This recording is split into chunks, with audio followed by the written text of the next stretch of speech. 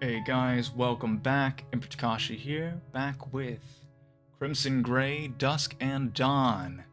So, we were at the speech scene, and we're going to go ahead and get started. Again, guys, it has been a while, so if any of the voices are off from what you heard before, I do apologize. I am going to try to be far more consistent in the future. And, yeah, let's jump into it. On my first day of work at the FDCA, my supervisor said I should look for another job because the organization wouldn't be needed for long. She was a good speaker, though her speech had the feeling of one that had been repeated a huge number of times. It had an air of authenticity, but it was a practice authenticity. Lizzie could only focus on it in the background anyway. While listening idly, Lizzie came to a realization. Something she had never said to John. Probably something she should discuss with him. She squirmed a little in her seat, wondering what thoughts he might have about it. But she couldn't interrupt. Some people might have said that Koitek created her with their ill-advised experiment when Abby was pregnant. Lizzie had never felt that way, until now, had not reflected on the fact. Now she understood why.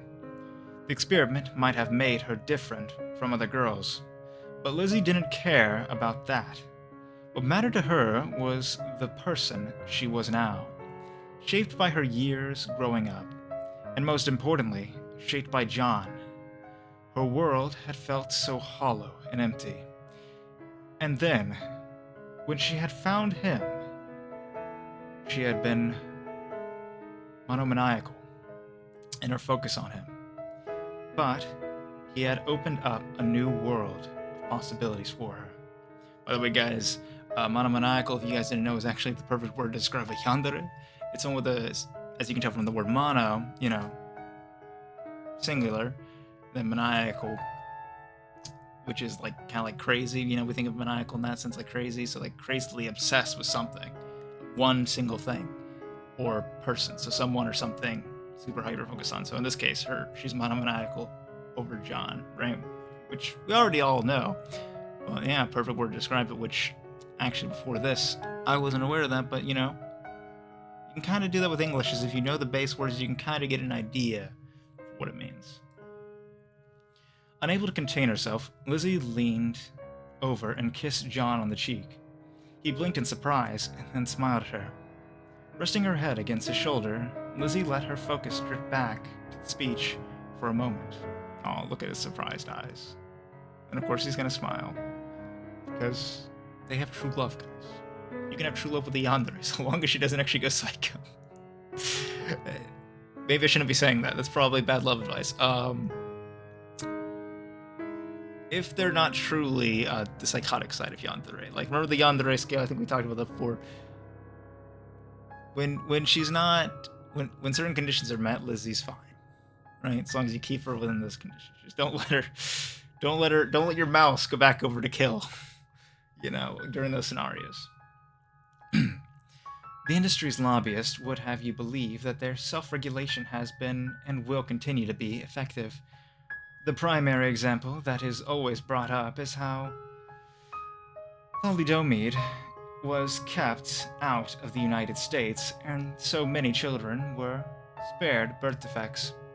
But as I demonstrate thoroughly in my book, this was more a quirk of fate than self-regulation, and that thin layer of defense will not be remotely adequate given the massive increase in research and development we've seen over the past 2 decades. Most notably, many of the newest drugs being produced treat conditions that are fundamentally subjective. Their consequences, if any, will take years to emerge and may not always be as clearly defined as birth defects. Make no mistake, there are people alive today bearing the scars of this unchecked research. Sooner or later, they will come forward. Lizzie sat tensely, deciding to hold in her concerns over that development. But John had already considered that. He squeezed her hand and bent closer to whisper to her, "Are you all right? John, would you want me to step forward to do that?" and do that. No. His answer came immediately. Lizzie was a little surprised, and John seemed to have taken himself aback. But a moment later, he smiled. No. You matter more to me than all of this. Anyone who stepped forward would be surrounded by a horrible amount of controversy. I want you here, with me.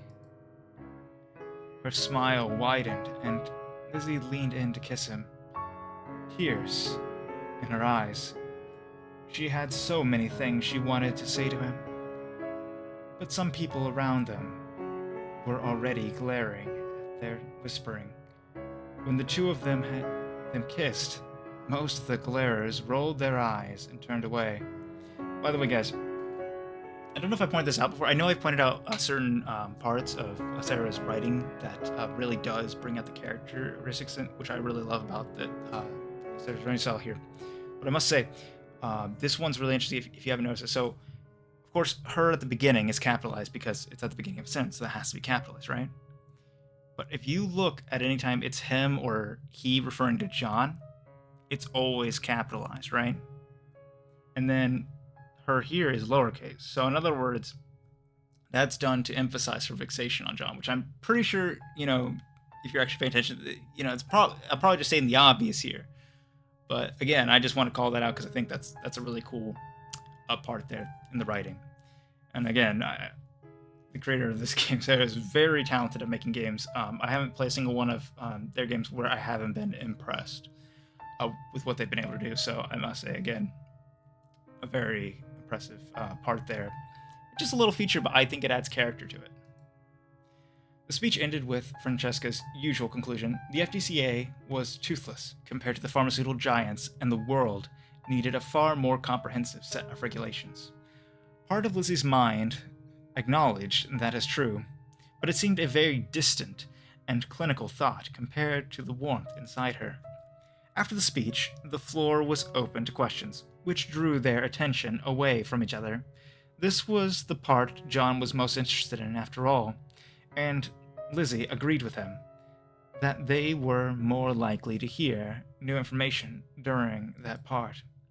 The first person to get the mic asked a boring, generic question about what students could do in the face of giant companies. She also had a flirtatious walk, so Lizzie scowled at her for both reasons. Soon, though, Aaron was at the mic to ask his question. Now, again, we can call that out because, again, this is another his, but since it's not talking about John, it's talking about Aaron, it's lowercase. You covered the potential impact of the United States well, but only spoke vague terms about the need for international regulations. What impact do you expect the rise of pharmaceutical giants to have on the global south? By the way, guys, when people mention the global south in this context, they typically mean developing countries, typically in South America and Africa, even though Australia and New Zealand are also there. And by the way, this also probably includes the Polynesian and Malaysian, Indonesian, those places probably are included in that. I'm not entirely sure because I know some of those are more developed in certain areas. Again, certain parts of South America are as well. But typically not Australia and New Zealand, because those, even though they're in that region, the culture and societies are very much so it's themed by Europe, just like America and Canada are. So, again, it's mostly referring to those places, because a lot of those there probably are big pharmaceutical companies in Australia. I'm not completely familiar with their economy, but I'm sure they have some as well. And maybe New Zealand as well. I know New Zealand's a little smaller of a country, but I assume they do as well. But I think their government might be I won't get too into it. That's maybe for another channel. Let's do politics with Takashi. Maybe on another channel, Global News. Anyhow, sorry for the distraction. Back to the gameplay. It was a question Lizzie hadn't really given much thought. She reflected that Aaron was always caring about impoverished and disadvantaged people. That was not a trait Lizzie shared. But looking at it objectively, she decided it was a good form of kindness. She appreciated kindness in John, so she should give Aaron some credit as well. Outside of her mind, Francesca paused for only a moment before answering. Her response was smooth, but it lacked the practiced air of her speech. Any large corporation is going to have global impact, of course, and we'll see it especially in the rainforests and in mineral-rich countries. Needless to say, those relationships will be exploitative. But I think that we should be most suspicious of the actions that actually seem most beneficial. Specifically, the ostensibly altruistic donations of drugs to various countries for free, or now they say, produced at cost. So, in other words, just charged at the rate that it costs to produce, which is obviously not what happens in America. If anyone knows anything about buying medicine here, it is very, very expensive. So, what they're going to get at this probably is that they're using them to test the drugs. Of course, they'd probably do the animal testing first, no matter what. That's going to be cheaper, no matter how you look at it, to do those kind of tests first. But this is probably, instead of having volunteers or paid test subjects in America or Europe, they'd have them done in these places. It's likely where they're going with it. For example, I have long believed that Sazak Inc. is distributing insufficiently tested drugs and effectively using the supposed beneficiaries of their donations as test subjects. But there can be serious concerns, even for well-intentioned attempts, such as the mental stimulants Meninger AG donated in sub-Saharan Africa. By the way, guys, sorry if I pronounced those names wrong. Those are not names that are typical for me to pronounce, so they might be off. But I'm just going to give it a shot. That's all I can do. They've had a positive impact on test scores, yes, but those drugs have serious long-term side effects when not taken according to rigid schedule. Given the reality of the situation, both financial and personal, many recipients simply won't follow or even have a chance to follow the proper course. We'll be seeing the consequences of that for years. A decent question, if not one that held particular interest for her, Lizzie listened to a few more bad questions before she sensed a general movement in John's body and realized that he was getting up to ask a question of his own. She nodded to him and let go of his hand. She listened in irritation as another person asked, as other people asked questions. But finally, it was his turn.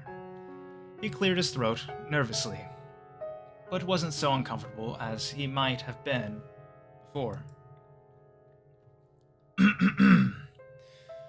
For those of us who want to have a career in this field, where do you think we can make the most difference? What balance do you see between regulating from the outside and trying to change organizations from within? Not a bad question, though Lizzie found herself wondering just how much it mirrored his thought process. He had discussed his thoughts about the future with her, of course, but there was something different about hearing him state them out loud in front of so many people. Good question, but a difficult one. I'd like to believe that the best answer is the FDCA or other regulatory body, but I'm not sure I'd recommend someone who hasn't started their career go that direction. We'll see what happened with our lobbying over the next few years. As for reforming from within, I'm tempted to say that's impossible. Look at SoftSync. It carried the Japanese economy for a time, but now, internal conflict is threatening long-term deflation. In my mind, the biggest threat is that corporations will lack meaningful competition and make it effectively impossible for anyone to regulate them. So honestly, what we might need more than anyone is business majors. By the way, guys, again, sorry, I think this chapter is just a little hard. If I speak about anything, it's like almost political, but fortunately I think it's mostly things that, again, both sides should agree on, really. It's not a right or left issue in most of these cases. It's a corruption issue. You know what I mean? A lot of these are corruption issues with, both the corporations and the government. And with here, one of the things she's talking about here was talking about that meaningful competition. So in other words, so long as they have to dedicate their resources to being better and, reducing prices to compete with other companies, so that way they can, earn profit that way, their interests, while still in terms of profit, will be far more dedicated to things that they need to do, like those things I mentioned before, improving the quality of the product and reducing costs.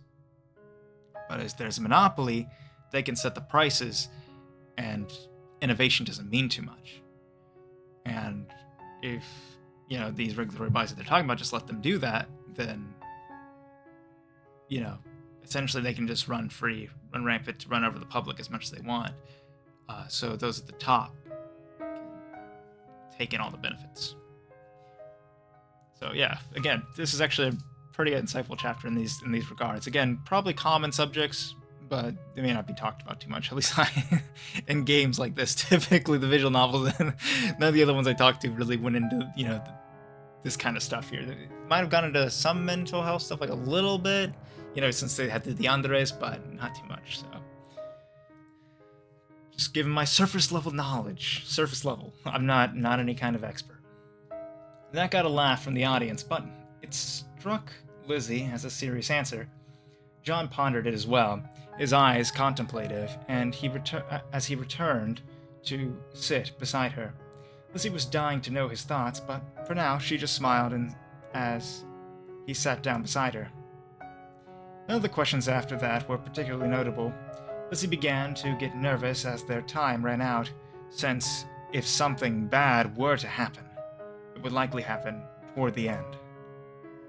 Yet it ended without incident, as had every anxious situation in the years since the battle with Koitek. Operatives. But she was only slowly beginning to relax. If all those events had gone smoothly, maybe their wedding would as well, and if that was true, then what were they waiting for? Lizzie gazed toward John as they headed out, pondering the thought. But there were so many things they were dealing with, so many considerations, so many thoughts. And it was wonderful being with him. There was no need to rush. Setting the matter aside, Lizzie happily just discussed the speech with John as they headed home. There would be discussion groups, but the only person she wanted in her group was him. They talked late into the night and happily fell asleep, still in their clothes. Well, guys, I think that's a perfect point to conclude the episode. I hope I didn't ramble too much. I'd really like to hear your comments on that, since I did go a little more into that this time. I don't know if it was too much. If it wasn't, I'd love to hear you guys' feedback on, maybe your guys' thoughts on it a little bit. That might be interesting to discuss about. And if you guys would like to maybe have a channel that has this kind of discussions, it probably should be a different channel, probably not the main channel.